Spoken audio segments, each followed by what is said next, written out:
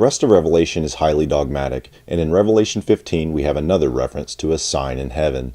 Every time this book mentions a sign in heaven, it appears either to be an eclipse, a comet, or some other stellar or atmospheric event. Unfortunately, Revelation 15 is terribly vague.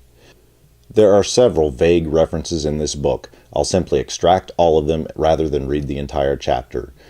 The chapter begins by mentioning a sign in heaven. The only two verifiable mentions of signs in heaven are in chapters 6 and 12. In both these chapters, the signs are clearly eclipses. In chapter 10, there is another sign that appears not to be an eclipse at all. There are only three small references in this chapter that point to an eclipse. First, the sea of fire. This is what an eclipse looks like. In this photo, you can see the sea of fire on the horizon, and according to Pliny the Elder in his book Natural History, rays of sunlight were assumed to be some version of fire. This is a simple, common understanding of sunlight at the time. Second, the author claims to see the dead.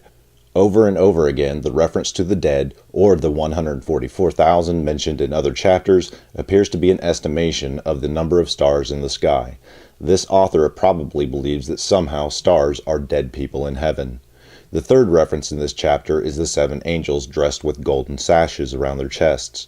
Back in chapter 12, the woman was described as clothed with the sun. It seems likely that the golden sashes are a similar type of reference. Unfortunately, just like in Revelation 12, the 7 angels are probably a reference to constellations, and we only have part of the picture. I researched several decades worth of eclipses, and I found two that seem to fit.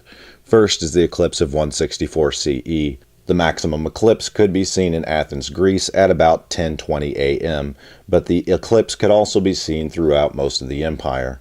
The second eclipse was in 174 CE. The maximum eclipse could be seen in Athens, Greece at about 9 a.m., and this eclipse could also be seen through much of the empire, particularly in the east.